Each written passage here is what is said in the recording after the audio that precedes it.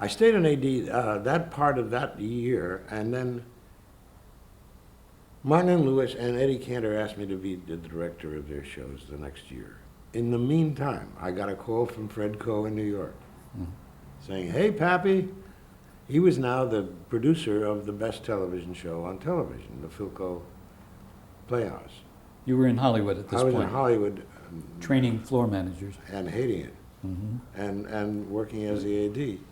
And he said, "You want to come east? I'm going to do a show called First Person, where we're going to try to figure out a dramatic form for the I short stories. That is, the short stories of great writers that are written in the first person."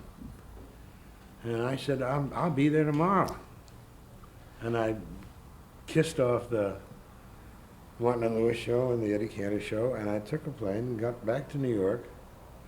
And he gave me the chance to do a few of these shows. Me and another director were alternating. And somewhere in the course, it was a replacement for The Life of Riley. A summer replacement. Summer replacement for The Life of Riley. And I think it was Gulf Playhouse or something like that. Halfway through it, he said, "You know, I've got two directors, Del Mann and Vincent Donahue, doing Philco. I'm going to raise it up to 3. Would you be the third?" And all of a sudden, my life just flashed. I thought, my God, I'm suddenly directing Philco, which is the show I used to watch assiduously. Had Fred's demeanor and manner changed in any way from those days at the Town Theater? No. He remained the same passionate, short-tempered perfectionist that he was down there. I mean, one of the episodes that I remember down there that I've never seen again, since or again, is they started a performance of a play, and about 10 minutes into it, he said, "Hey, stop this," with an audience in them. He said, "You people are just terrible. You're just doing this wrong. Bring the curtain down now. God damn it, I want it to go." And they started the play over again. And that was Fred. And Fred had this, and he had this exquisite thing, which was, don't mess with my talent. Don't mess with the talent that I'm here to protect. And he treated writers and directors and actors as if we were made out of crystal. I mean, no executive could talk to us, nobody could bother us, no sponsor could bother us. I mean, it was really just, you do your work. And once you had his confidence, you had it. And, you know, with me and Fred, particularly the two of us, we went on to have a hugely long career together in television, films, and theater.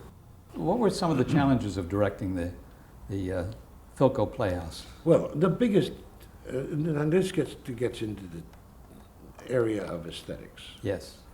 What would happen is we would rehearse the show in a hotel ballroom, dry, no cameras, just tape on the floor, with these very good actors. Then the director would go home near the end of the week with floor plans and these plastic overlays for a 35 millimeter lens, a 50 millimeter lens, etc. And we would lay out, shot by shot, the entire program of shots. And then we would give that to the technical director, who in turn would make up a list for each of the cameramen. So that was a highly technical and somewhat regimented aspect of the show.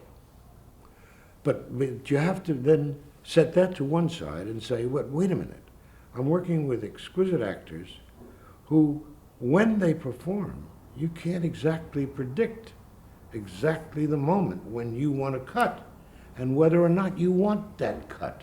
It may be true all through the preparation, it may be true all through the dress rehearsal, but on the air, you've got to stay sensitive to that relationship with what the actor is doing, and edit in your mind. Maybe you won't take that shot. If somebody is really wailing beautifully, and we had these actors like Kim Stanley and Julie Harris, and you name all of the future stars virtually of America, they were all there, Paul Newman, etc.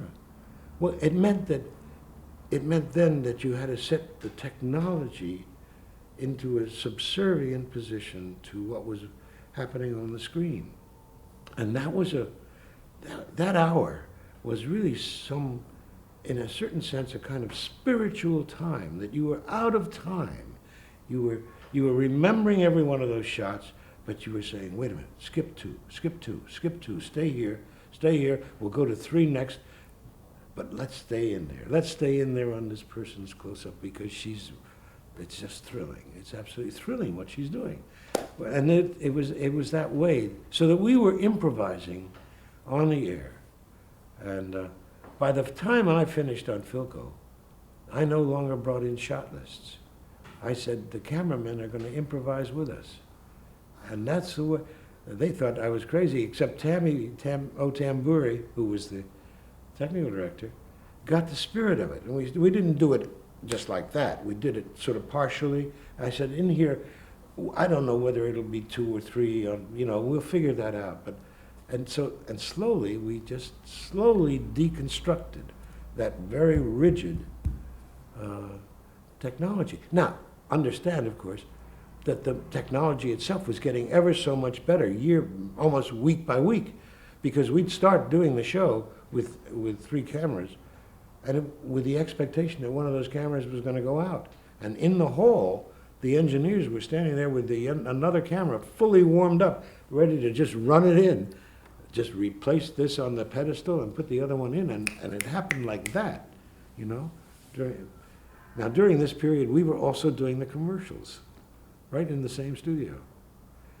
So it was a cottage industry. That's what I'm really saying. It was primitive in the extreme.